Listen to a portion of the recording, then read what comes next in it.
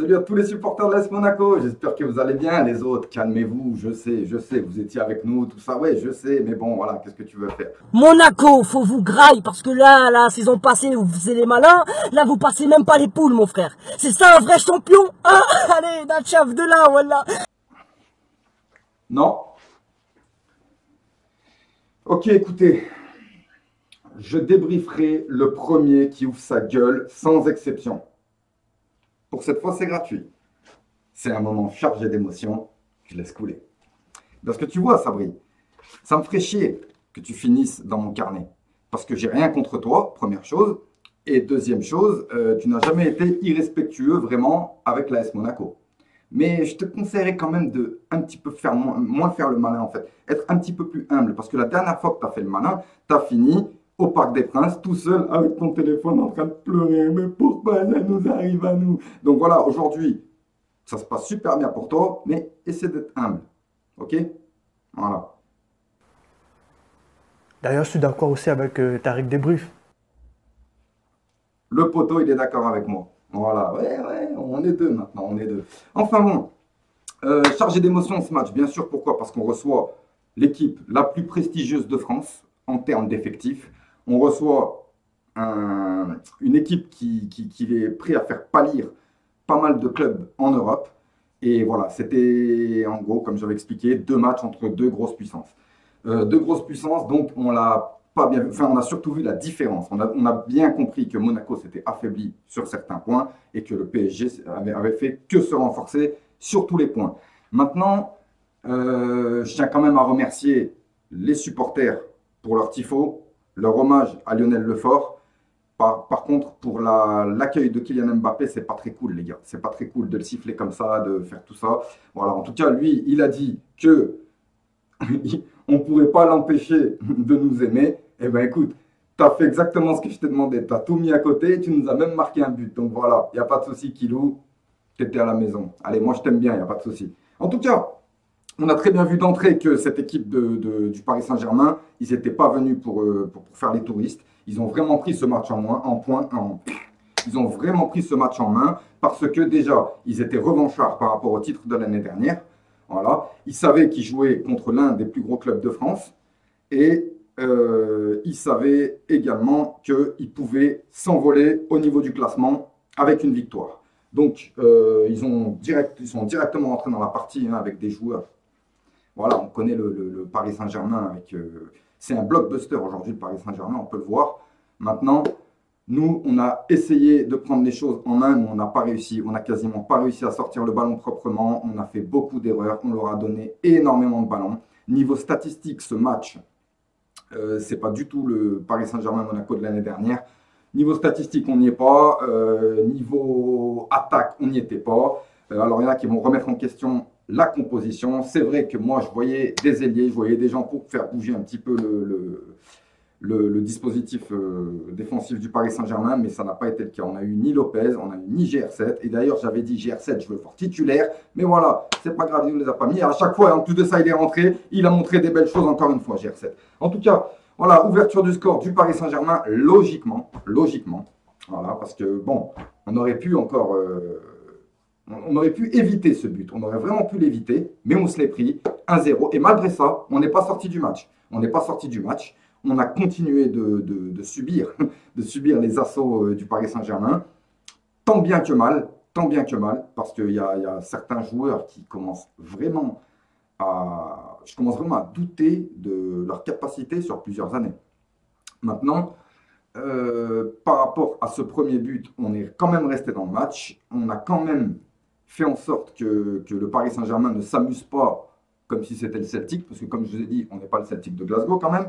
Voilà, on était à la maison, on avait un public qui peut-être, on va dire qu'il était peut-être plus occupé à siffler Kylian Mbappé plutôt qu'à encourager nos joueurs. Mais bon, moi je n'y étais pas, donc je n'ai pas mon mot à dire. Voilà, donc ce qui fait qu'on est rentré à la mi-temps. Deuxième mi-temps, elle commence comme la première. On est complètement arraché sur le match. On fait beaucoup d'erreurs et en fait, il y a ce penalty qui arrive. Alors moi, je le trouve discutable. Discutable parce que je suis désolé. C'est un Monaco PSG. C'est un match, c'est un match au sommet et on peut pas on ne peut pas ruiner une partie avec un penalty comme ça. Franchement, tu aurais pu l'éviter, monsieur l'arbitre. Déjà, je ne sais pas quel âge tu avais, tu devais avoir 5 ans ou 6 ans. Tu étais là, on aurait eu une petite tête de puceau, là. Je ne sais pas d'où tu sortais, mais voilà, tu aurais pu éviter ce penalty, histoire que le match continue à, il continue à avoir du suspense. Mais non, tu ne l'as pas fait, tu leur as donné un penalty. Au passage, super penalty de Neymar.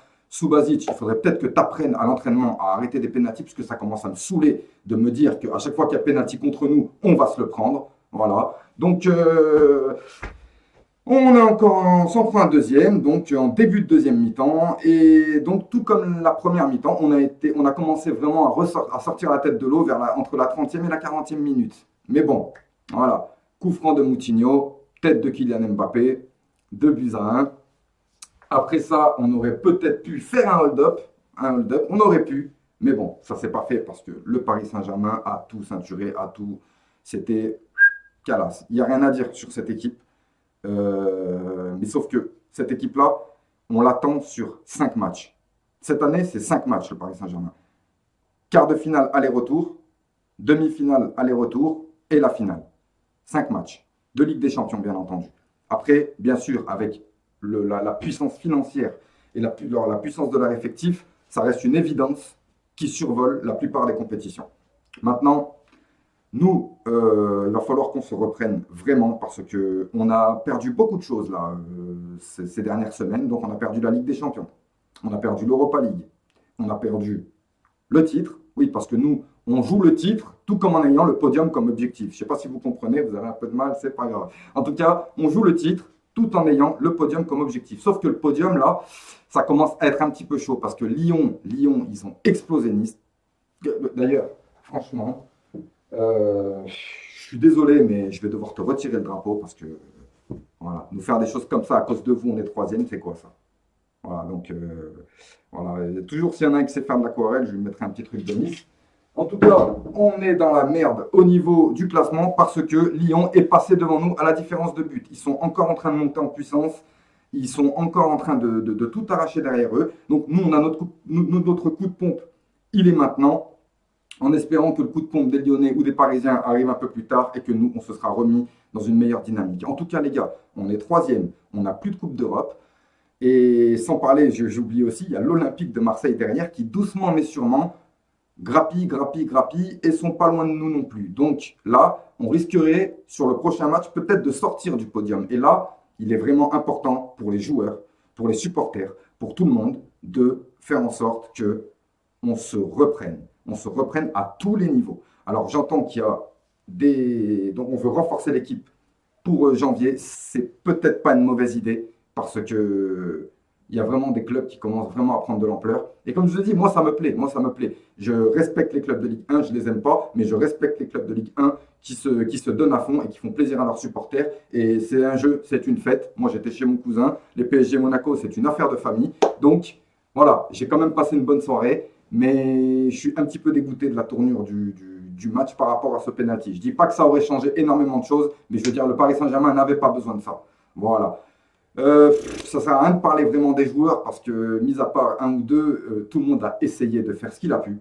Tout le monde a essayé de faire ce qu'il a pu et voilà. Donc, on se retrouve troisième. On va avoir une semaine assez difficile et il va falloir se reprendre dès le prochain match. Voilà. Et Sabri, attention, c'est pas parce que tu as marqué Eurosport en haut à droite là que j'en ai rien à foutre, moi. Je te détruis. Donc, calme-toi la prochaine fois. Ok? Allez. Salut les supporters monégasques, à bientôt.